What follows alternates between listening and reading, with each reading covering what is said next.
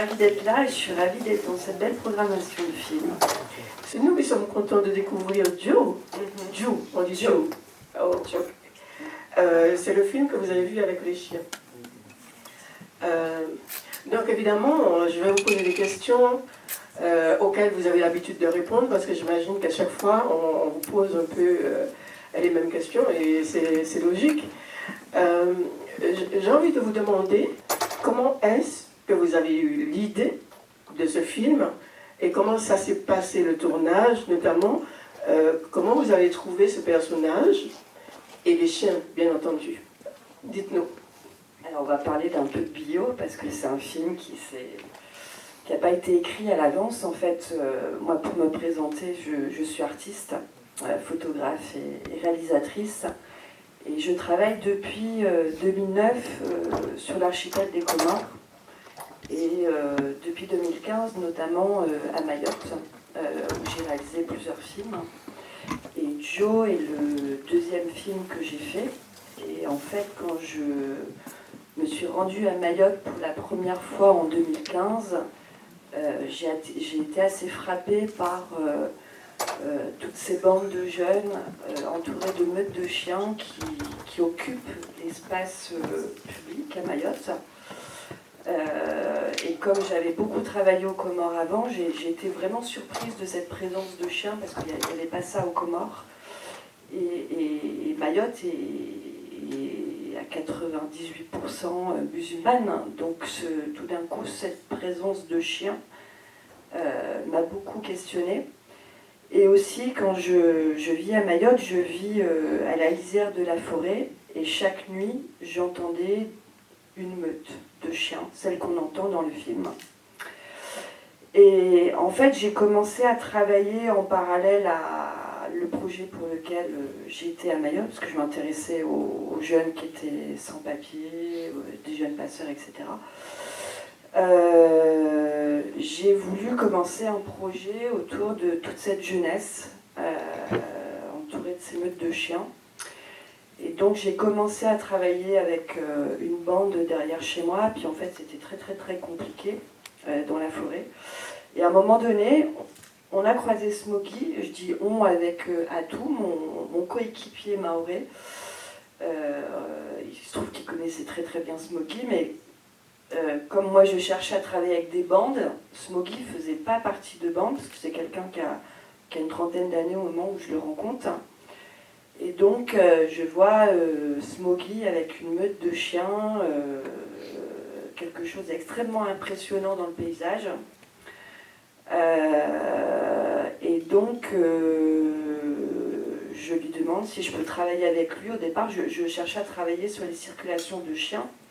Donc c'est évidemment aussi toute une réflexion qui s'inscrit dans tout un travail aussi que je fais sur les formes de marronnage contemporaines, sur l'histoire de l'esclavage, sur la chasse à l'homme, la chasse au nègre marron, où le chien a été utilisé. Donc les chiens il y a tout ça, il y a évidemment le roman de Patrick Chamoiseau, L'esclavier l'homme et le molosse, qui a accompagné toute cette recherche depuis 2009.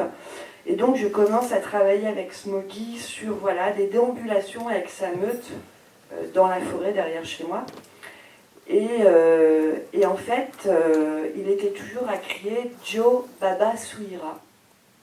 Et moi, à l'époque, je pensais que c'était une façon de rallier sa meute, de l'encourager. Et en fait, on s'est rencontrés à la fin de ce séjour, je ne sais plus, je crois que c'était en 2017. Et l'année d'après, je reviens à Mayotte, et là, je voulais vraiment... Smokey m'était apparu comme quelqu'un de très charismatique, vraiment en symbiose avec la nature, en symbiose avec sa meute de chiens, donc Rex, qui est le berger malinois qui fait l'ouverture du film.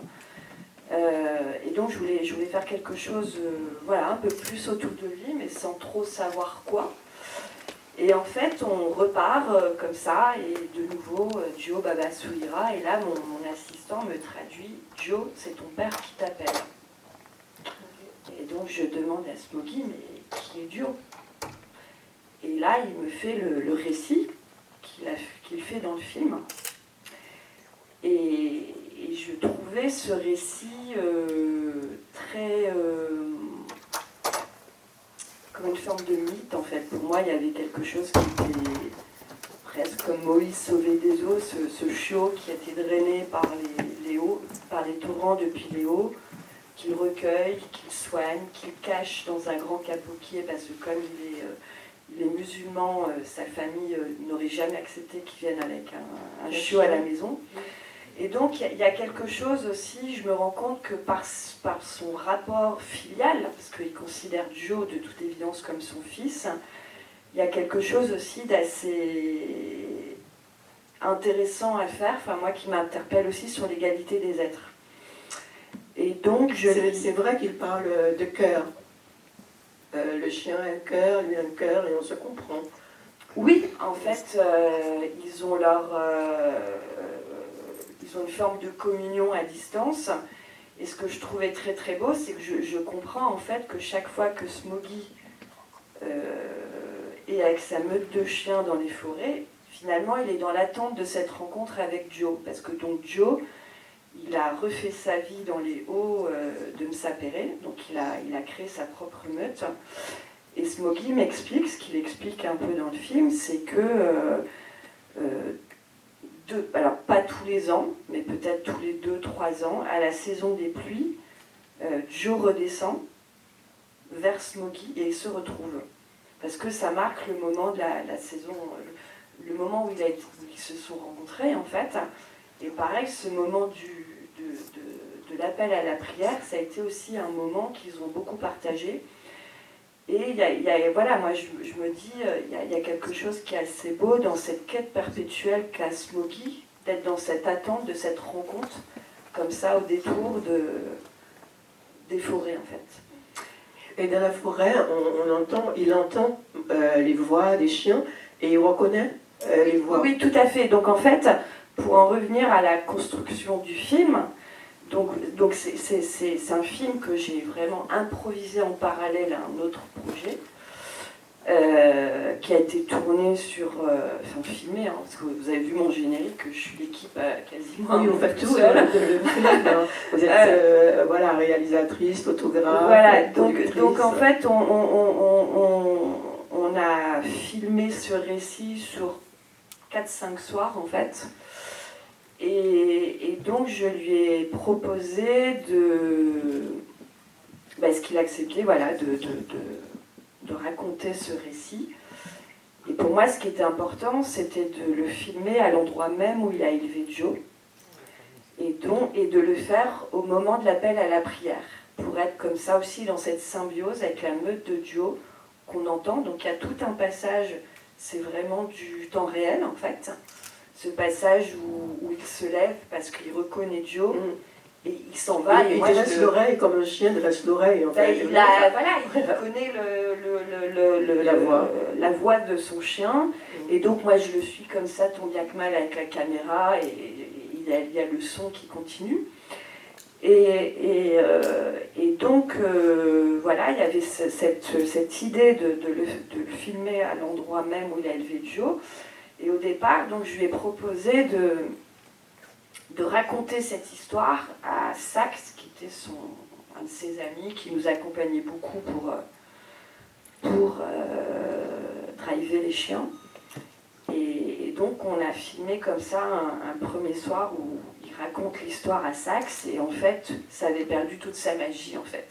D'accord. Parce que tout d'un coup, il y avait dans sa façon de raconter Sax qui l'interrompait, qui lui posait des questions, parce qu'il n'y a rien d'écrit en fait. Ça laissé aller au naturel. C'est réel et naturel. Donc en fait, tout d'un coup, cette magie que moi j'avais entrevue dans ce qu'il m'avait raconté, quand je l'ai filmé, quand il l'a raconté à Sax, c'était devenu complètement raplapla. Il n'y avait plus de magie. Donc il y a quand même eu ce moment où il entend... que j'ai gardé, et donc, en fait il va chercher Joe. Et donc j'ai réfléchi, je me suis dit ça fonctionne pas comme ça, et si en fait peut-être que ce serait beau qu'il raconte ce récit à Rex, qui est son autre chien fétiche. D'accord. Et donc on a retourné la scène un autre soir où en fait il raconte l'histoire à Rex sur un autre ton. Voilà. Dans ce film, on a l'impression que l'animalité, l'homme et l'invisible se rencontrent de manière extraordinaire. Ordinaire et extraordinaire à la fois. Oui, il y avait de ça. Donc il y a d'un côté aussi une façon de... Il y a beaucoup de choses qui se rencontrent dans ce film. Il y a une espèce de syncrétisme entre la religion, l'animalité, quelque chose aussi de l'ordre des esprits invisibles qui est très lié à la culture comorienne, où Smoky croit beaucoup en les djinns, donc les esprits invisibles qui peuvent se manifester dans des êtres animés ou inanimés. Et donc il y avait... en fait, Smoky, il a une part, on le voit dans un passage du film, il communique avec ses chiens. Il a le même langage, en fait. Oui, que ce soit les sifflements, le claquement de langue. Voilà, il y a un moment donné, il a même des grognements de chiens. C'est sa façon de communiquer avec sa meute. Et puis il y a ce sifflement qui est très très particulier parce que la plupart des meutes de chiens à Mayotte, elles sont en liberté. Et chaque bande, chaque maître chien a un sifflement très très particulier pour que la meute reconnaisse la voix du... Voilà. Et donc ce sifflement de Smoky, c'est son sifflement qui est extrêmement... Qui est très particulier et qui est complètement magique. Combien de temps a duré le tournage? Il a tourné 5 soirs. Oui, parce que en fait, comme je disais, en fait, moi j'étais en train de, j'étais à Mayotte pour travailler. Voilà, en fait, je menais 3 films en même temps. Donc un sur un jeune passeur que j'avais suivi. Capora, c'est celui-là. Coropa. Ouais, donc en fait, Coropa qui est mon premier film sur un enfant passeur et qui emmenait des passagers entre les Comores et Mayotte. Et c'est lui que je suis allée retrouver à Mayotte en 2015. Donc parallèlement au fait de continuer à filmer Faillir, je me suis intéressée aux bandes de jeunes sans papier avec leur meute de chiens. Et puis j'ai fait cette rencontre avec Smoky, donc je filmais 3 choses en même temps. Et donc ça n'a pas été, voilà, c'est un film qui s'est improvisé en fait, par cette rencontre. Imposé. Qui s'est imposé complètement. Oui. Et donc j'ai parlé de la durée, mais il y a quelque chose de très particulier, je trouve, dans vos images. Et je pense qu'il y a une communion entre la réalisatrice et la photographe. Est-ce que je me trompe? Ou c'est vrai? C'est de l'image. Donc c'est vrai que oui, c'est vrai que le fait d'être photographe, ça me permet d'être complètement autonome pour filmer en fait. Et il y a une écriture qui s'est trouvée avec Coropa, qui était cette écriture nocturne, parce que tout le film, comme Joe, est fait de nuit aussi. Et oui, il y a évidemment une attention qui est portée à l'image, qui est très forte, avec en même temps, c'est un film aussi avec ses fragilités. Il y a des flous, il y a des zones, enfin tout est fait un peu. Il y a des clairs-obscurs, il y a cette impression qu'on est dans la nuit, mais pas vraiment. Parce qu'il y a aussi beaucoup de choses qui ont été filmées à la pleine lune. Okay. Donc en fait, tout le début du film, tous les passages justement un peu lumineux, c'était volontaire. Voilà, ça faisait partie des choses que je travaillais avec Smoky, c'est-à-dire faire circuler ces chiens pendant la pleine lune, parce que c'était une petite image que je voulais faire. Est-ce que vous allez, d'après ce que j'ai vu, vous allez souvent au Comores? Je reviens de Mayotte là. Ouais. Et vous êtes originaire de là-bas? Pas du tout, pas du tout. J'ai été, en tant qu'artiste, invitée à l'île de la Réunion en 2009 pour faire une résidence d'artiste. Et donc voilà, je me suis beaucoup intéressée à l'histoire de l'île, l'histoire de l'esclavage. Et je travaillais déjà à cette époque-là sur l'immigration en France et aussi en Italie. Et donc je me suis intéressée voilà, aux migrations au niveau de l'océan Indien. Et en fait, j'ai fait la connaissance avec des jeunes Comoriens qui étaient sans papier. Ça a été aussi une rencontre qui est venue à moi. C'est-à-dire que finalement, j'étais en résidence pour travailler sur l'île de la Réunion, mais finalement, c'est en rencontrant des jeunes Comoriens qui vivaient dans un bidonville, qui étaient vachement stigmatisés par la population réunionnaise, que je suis allée à leur rencontre et qui m'ont fait le récit de l'archipel des Comores, de la façon dont la France avait créé une frontière au sein de l'archipel. Et on était en 2009 et moi je ne connaissais pas du tout les Comores et on ne parlait pas du tout comme aujourd'hui de cette séparation entre les îles. Oui, en fait, les Comores ont été amputées d'une île. Et donc, pour moi, ça a été quelque chose qui m'a beaucoup interpellée, que j'ai voulu investiguer. Et donc, voilà, en fait, mon lien est venu de ce voyage. Donc, j'ai travaillé plusieurs années de suite à l'île de la Réunion avec ce groupe de jeunes Comoriens. Et ensuite, j'ai pu me rendre pour la première fois en 2013 aux Comores. J'ai lu que vos documentaires, vos films sont faits d'une manière particulière et j'aimerais que vous parliez de cette façon de faire du documentaire qui vous est très personnel. Je pense que je l'ai un petit peu détaillé là avec Joe. En fait, alors pour moi, ce qui est essentiel, que ce soit en film ou en photo, c'est que j'ai une approche immersive assez forte. Et c'est surtout que je suis les gens dans le temps. Donc c'est aussi pour ça que de cette rencontre avec cet enfant passeur en 2013, aujourd'hui il a 25 ans, j'ai continué à travailler avec lui. Après, il y a des liens de famille maintenant qui se sont développés entre nous. Mais voilà, je travaille aussi beaucoup aux États-Unis au sein d'une communauté aussi qui survit dans le désert, et je vis avec eux dans une caravane. Donc j'essaye en fait d'être dans des approches longues, parce que c'est aussi des territoires qui sont complexes, dont je ne suis pas originaire, et qui me demandent un temps d'analyse, d'imprégnation, de venir, de revenir. C'est aussi des situations qui sont difficiles, qui demandent beaucoup de temps aussi. En tout cas, on peut dire que vous n'avez pas un regard de l'extérieur. Vous tournez vraiment les films en vous imprégnant, comme vous le dites, non seulement de l'atmosphère, mais du récit, de l'histoire. Vous parlez aussi vous vous intéressez à la résistance dans l'adversité. J'ai lu ça. Oui, les formes de résistance, oui, bien sûr, toutes les formes de résistance. Pour ça aussi, je me suis beaucoup intéressée au marronnage, et qu'il y a aussi chez ces jeunes à Mayotte, dans leur façon de survivre au sein de l'espace naturel, avec aussi des stratégies d'invisibilité, de cache, etc. Il y a des liens qui se font, comme des Neten Touambona le relève aussi, de formes de marronnage contemporaine. Donc c'est ces formes de résistance-là qui m'intéressent en fait. Comment aussi en marge on peut vivre, il y a des formes de résistance, de liberté finalement. Oui, absolument. Il y a des sociétés qui se recréent.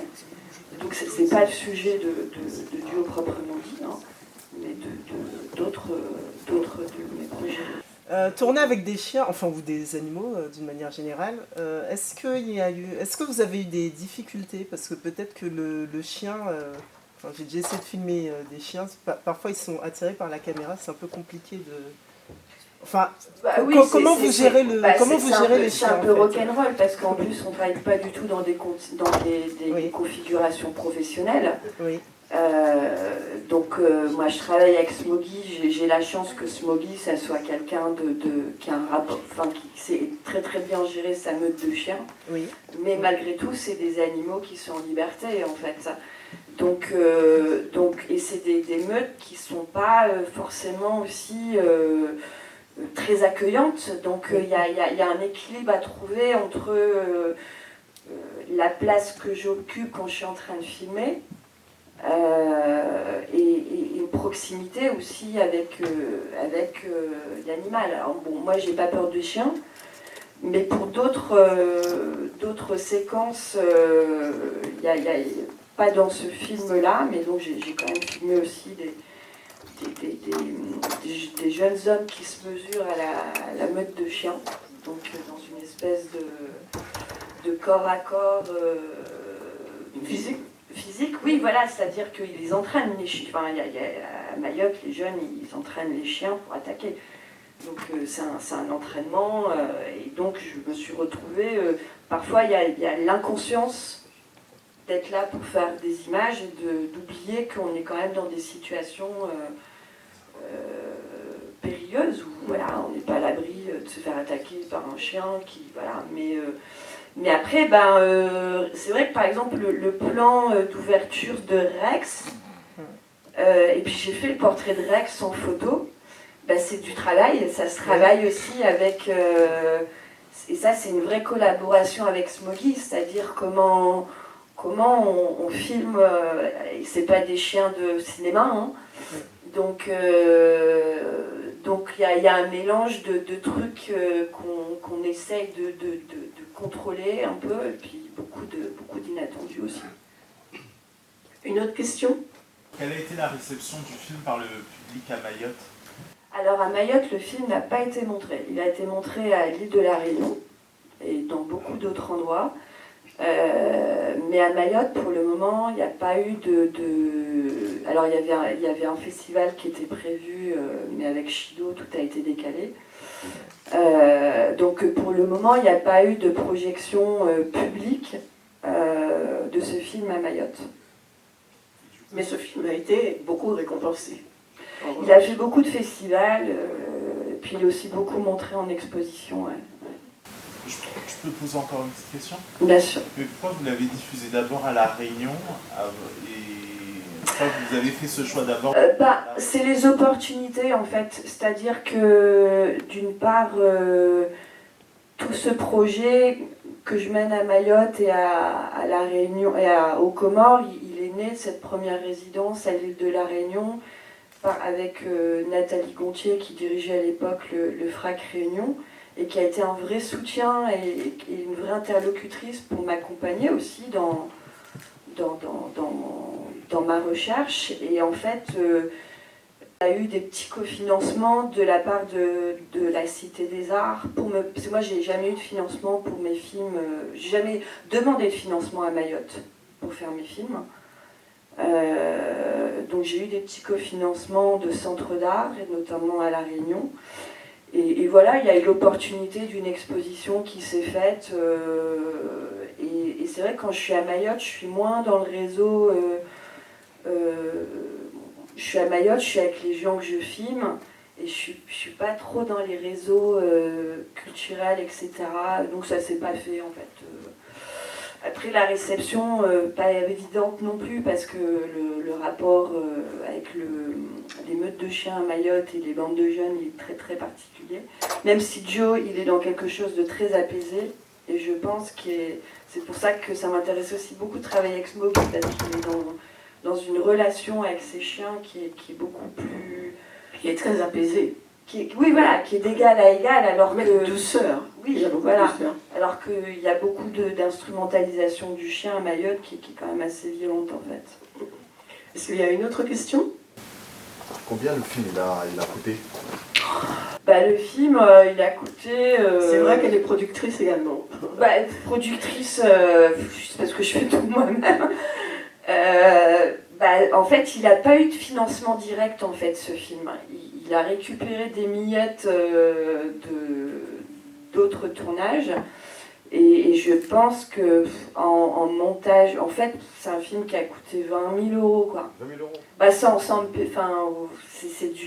C'est du bricolage, hein. On paye. Moi, j'ai pu payer. Il y a 5 jours de. Non, et encore, je dis des conneries, parce qu'il y a 5 jours de montage d'image, 5 jours de montage son. Après, il y a les déplacements à Mayotte. Enfin, vraiment petit budget, quoi. Oui, très petit. Hein. Petit budget. Et pour finir, moi je vais vous poser une question qui m'a intéressée. Est-ce que vous pouvez me dire comment vos œuvres sont achetées par les musées? Parce que j'ai vu que vous en avez eu plusieurs. Oui, bah oui, parce qu'en fait, donc Joe, par exemple, c'est un film qui a aussi bien une carrière en festival de cinéma, mais c'est une œuvre aussi en tant que telle qui est montrée, comme je le disais, dans mes expositions, dans des expositions collectives. Et donc, les musées, les musées qui ont des collections font des acquisitions de films aussi en tant qu'œuvre. Donc, c'est des commissions d'achat, en fait. Voilà. Mais, vous avez du succès avec les musées, parce que j'ai vu que vous en avez plusieurs. Parce que en fait, moi, je viens du monde de l'art, en fait. Je viens pas du monde du cinéma, donc c'est pour ça que j'ai du mal à financer mes films, parce que je suis dans des écritures. On l'a vu, hein, là, sur la programmation de 4 films, je suis dans une écriture quand même un peu différente, et donc, le CNC, par exemple, c'est pas son truc. Je suis pas dans les cases, en fait. Oui. Donc, merci beaucoup d'avoir été là ce soir. Grand applaudissement pour Laura et vraiment, très beau film.